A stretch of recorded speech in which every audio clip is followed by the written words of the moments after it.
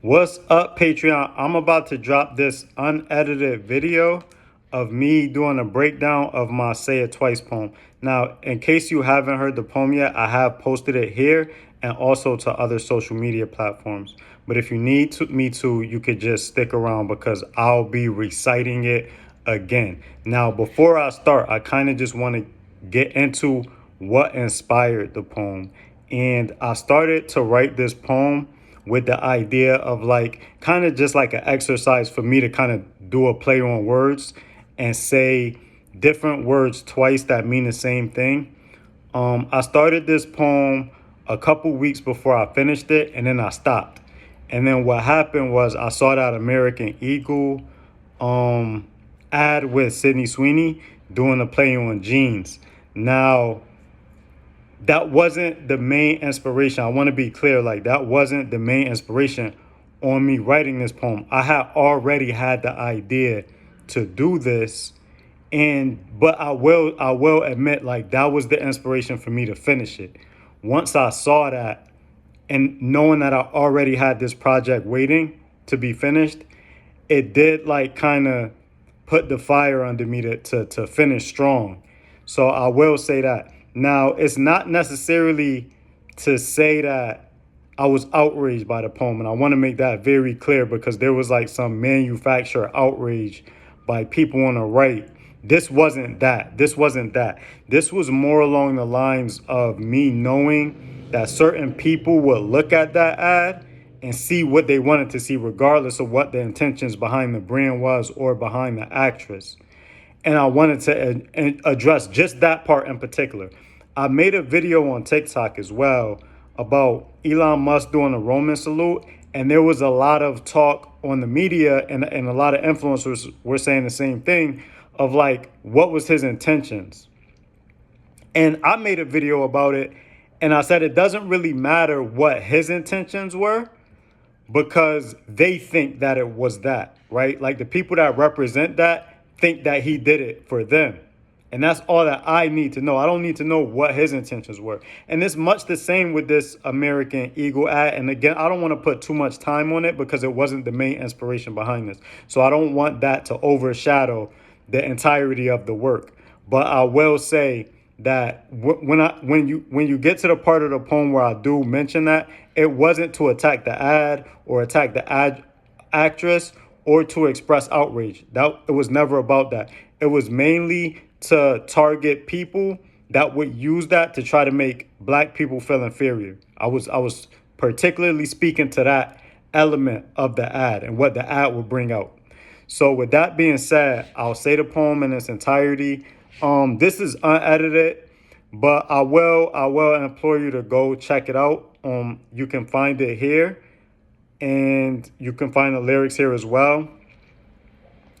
And also check out my TikTok where I've also posted it and some other, and I put it up in some other places as well. So I hope you guys have enjoyed it before you got here. If this is your first time hearing it, you should feel free to find the original video and check that out as well. I think you would enjoy it the way that I originally depicted it. So here we go. Hear, hear, the year's here and the bear's beer. The emperor is in the news saying there's no there, but they're there, and they said we've seen things, obscene things. The kind of seen things are things that only the unseen have seen. They're told, don't believe your lying eyes. This is what the American dream means. The stitch in the seams seem like a glitch in the king's jeans. Walk a mile in our shoes or fit a pair of Eugene's jeans. It seems mean, but you can't compare a pair of the new blue jean scheme to the carbon-dated melanated Elohim. Sorry to who that may offend, but they want us to feel inferior. It's best we not pretend. Shout out to those that judge me by the content of my page and not the color of my skin. Because I'm a people's person. My peaceful people throw up the peace for certain. For the people's power, we bring the power back to the people working. The working class, but the price is high and the people hurting. And even still, we come in peace. Right, so now I'll do a line for line breakdown so you guys can just get like a behind the scenes look at like what drove this and what inspired this.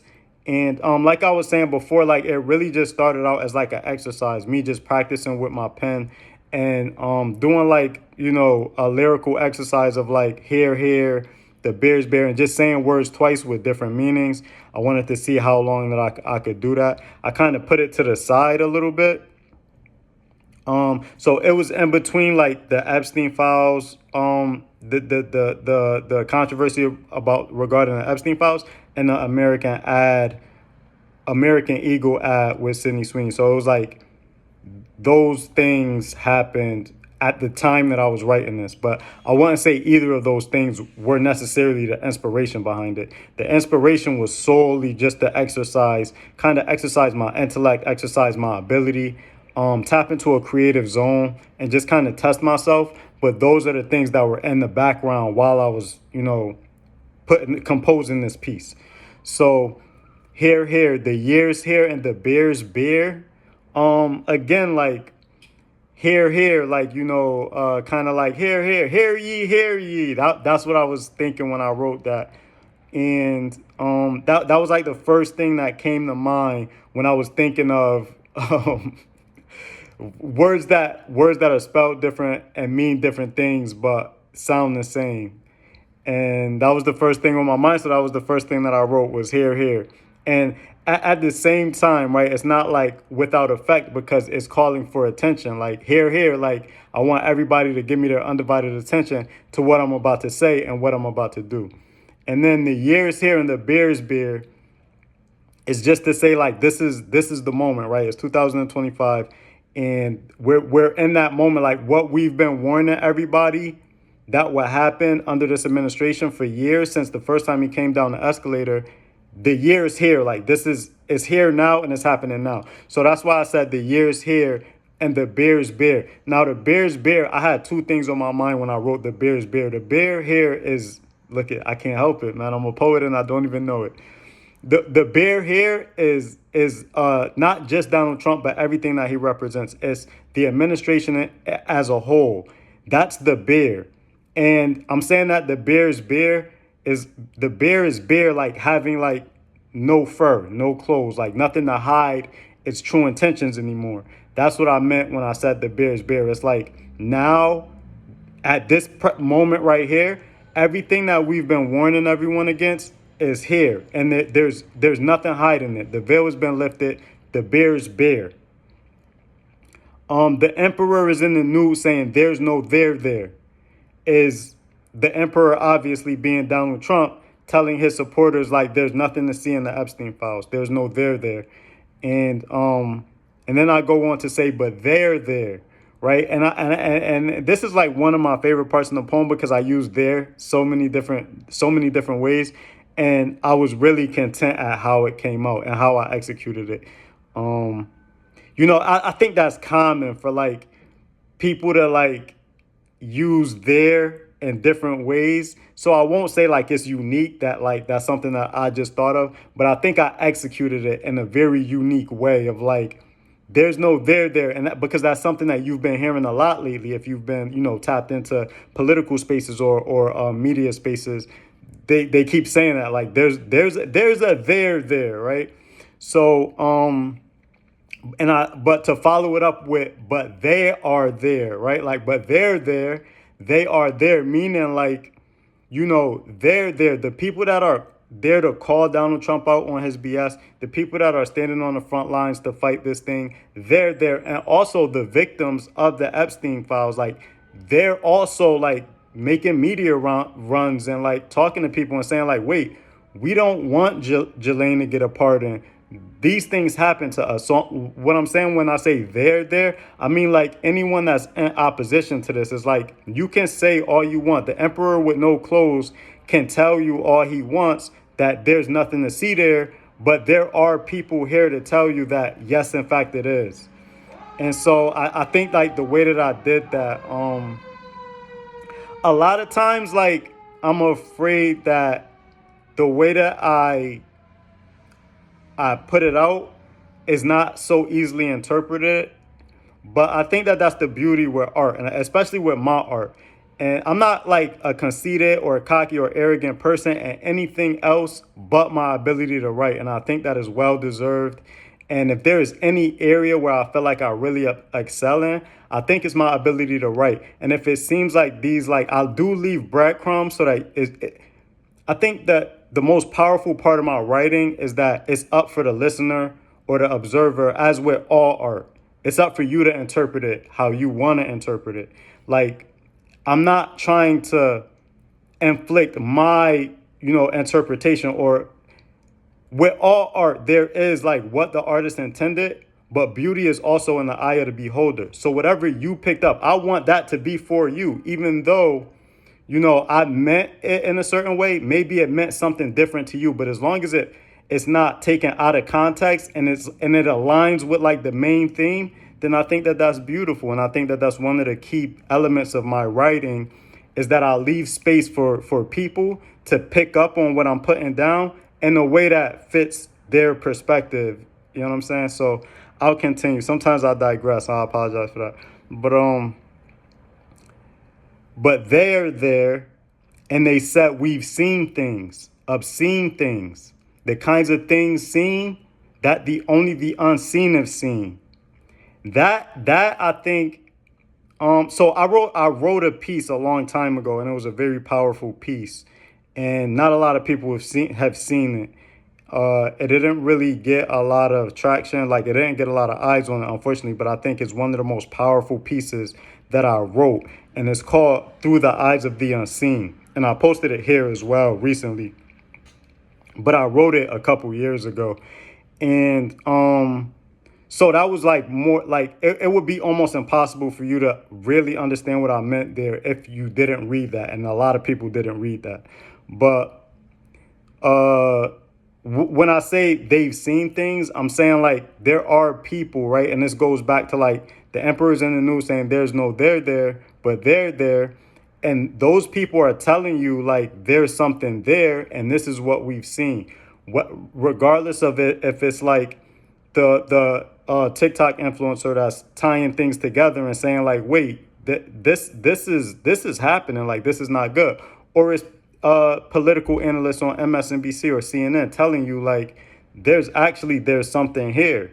No matter what, like they're there, and they're telling you like we've seen things, obscene scenes, and that's again the play on scene, right? Like scenes, obscene scenes, the type of things seen only that the unseen have seen. And when I say only that the unseen have seen, what I'm saying is like these are the type of things that are normally attributed to like the lowest levels of the landscape, right? Like this hierarchy, or this triangular kind of societal structure.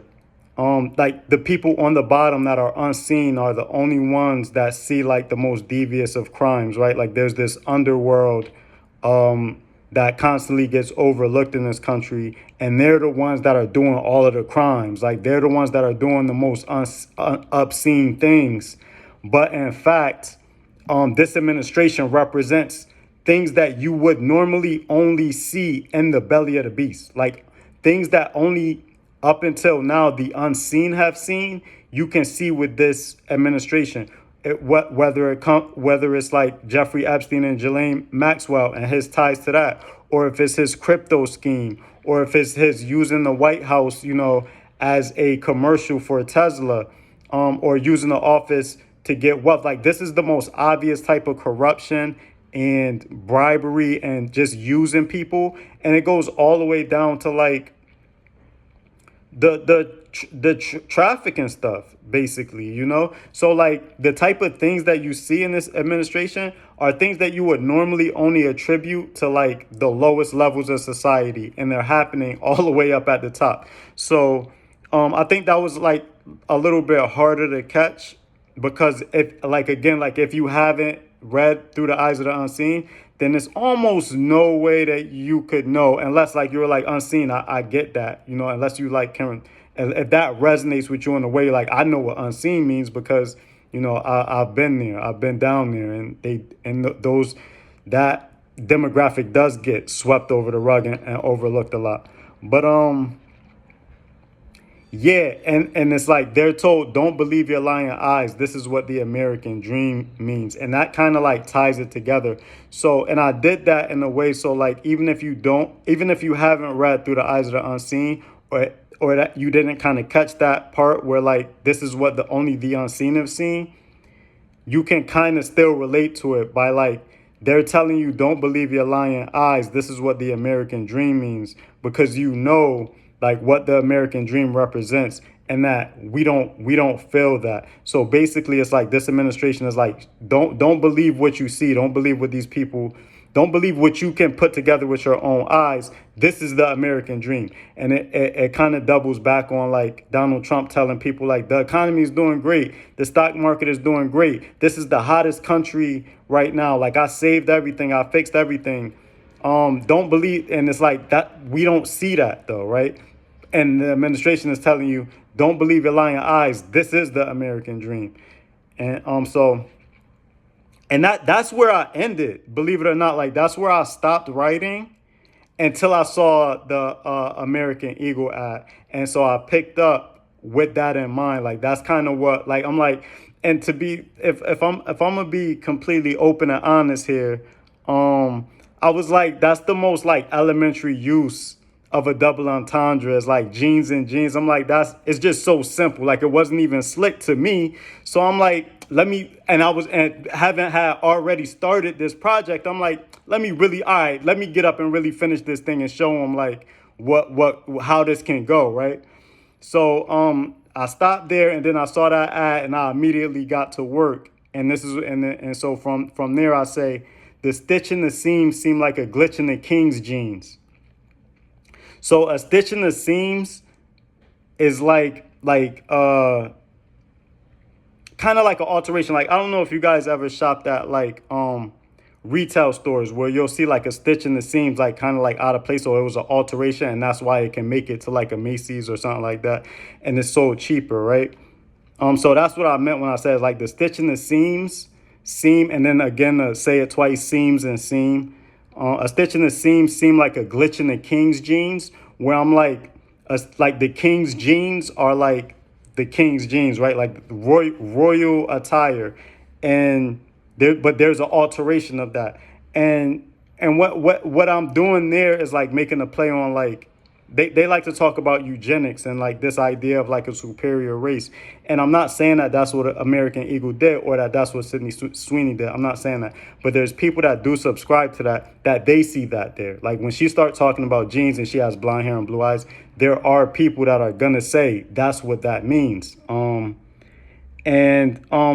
my point to saying that, and I mean no disrespect to anyone that has blonde hair and blue eyes, but it is a mutation. Like the original man was dark skinned, right? And like the highly melanated people have darker skin and darker hair.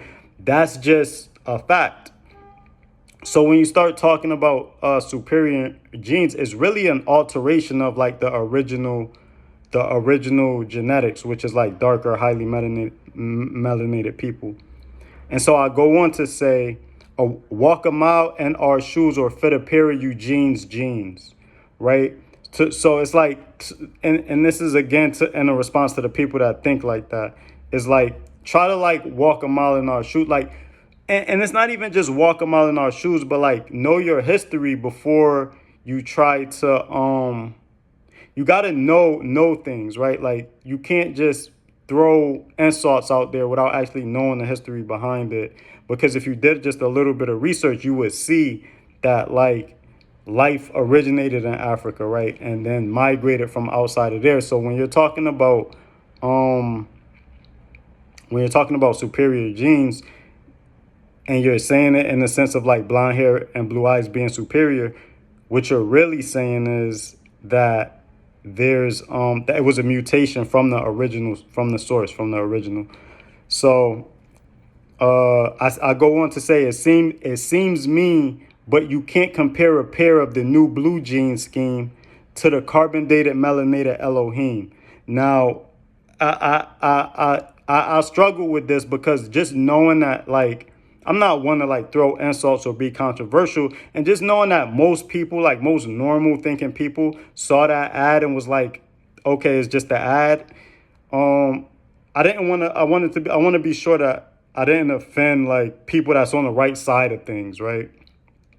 So I said like it seems mean, but you can't compare a pair of the new blue jeans scheme, meaning like the new blue jeans,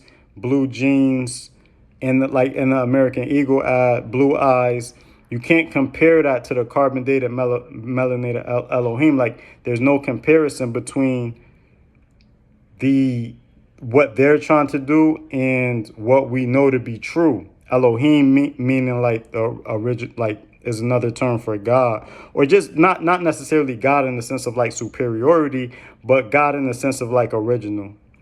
And just like bringing it to like the classic sense of like not we're better than you guys because we were here first, but you shouldn't be insulting us either, you know. So it's not that I'm trying to like bring superiority or say that we're better because we were here first, but just to like push back a little bit on these people that insist that there's some sort of like superior look or superior genes, or that tout like eugenics as an approach to cleanse the world of inferior people. It to me is wild. So just to push back on that ideology, I wrote that, not to like flex in a sense. So and which is why like you can tell, right? Like because I go on to say sorry to who that may offend, because I want to make it clear that like I'm not trying to like put any demographic down. I would never do that. But I want to be clear that I'm pushing back on an ideology that has long sought to make people that look like me feel inferior just because of how we look. So that's the ideology that I'm trying to push back on, not necessarily trying to say that we're superior or better. Just to push back on that type of thinking. So I go on to say sorry to who that may offend, but they want us to feel inferior. As best we not pretend. Shout out to the people that judge me by the content on my page, and not the color of my skin. Obviously, it's a play on Martin Luther King's "Judge Me by the Content of My Character," but I thought it would be fun to like play with like content creation, because that's what I do. So judge me by the content of my page and not the color of my skin, but also saying like the content of my character. So shout out to all of those people. This was not a shot at them, and I wanted to word that in a way that made that very, very clear. And then I go on to say I'm a people's person. My peaceful people throw up the peace for certain. That's self-explanatory. As I'm winding down, I'm kind of like finishing up with the double entendres, or the like the hard to reach metaphors. It's just I'm just winding down, and I'm just going right. And so I say I'm a people's person. My peaceful people throw up the peace for certain. For the people's power, we're bringing power back to the people working. And that's like, power to the people, right? All the power to all the people. And just to like emphasize, and just to end with emphasizing that we doing this for the working class. We trying to bring power back to the people and fight off this authoritarian regime. So I say for the people's power, we bring power back to the people working, the working class. But the price is high and the people hurting. And even still, we come in peace. Now, this is something that I've been saying for a while, which is like, because these guys, like, it seems like on the other side, and I really do hate to generalize. I've always been against generalizing, but there is now, a time where there's a clear line drawn in the sand. You're either on one side or the other, whether you realize it or not. And that's just where we are right now. Like, it's just a sign of the times. That's just the way things ended up playing out, right? And I would have never, as somebody who didn't like to generalize in the past, I never really saw us getting to this point. But there is a like, on the other side of things, there is this idea that like this brute strongman show of force is somehow like tough, and it's not, right? Like most of the time, it's the people that come in peace that are good at defending themselves. And so I try to stress the fact that like we come in peace. A lot of people look at that as a sign of weakness, and actually it's a sign of strength. And I've been saying that for a while. Like, we come in peace, we come in peace. My peaceful people hold up the peace. Because those are the people that I would rather be aligned with. I would rather be with 10 lions than 100 sheep. And it's the sheep that are trying to put on this act like they're wolves, but they're not. And we know they're not. Like, the people that really walk that line, you know how much like pain and turmoil and chaos I had to see to become this calm. Like, you'd really be surprised, but I wasn't always like this. So, and it just goes to show, like, I know real people when I see them. Like, most people want to avoid conflict because they've experienced so much of it that they would rather avoid conflict if they can. It's always the people that pretend to want conflict that may have not experienced it before, or at least not on the level that would make them want to circumnavigate conflict where they can. And so I always say, like, we come in peace. We come in peace. And that really sums up the breakdown. I did not expect for it to last this long, but I just want to thank you guys for being here on my Patreon. I don't know that I'll be uploading this to any other platform, so maybe YouTube, but for sure this is like an exclusive just for you guys. I appreciate you guys rocking out with me and joining my Patreon. I have some more short stories coming soon, so make sure you guys stay tuned. We come in peace. We come in peace.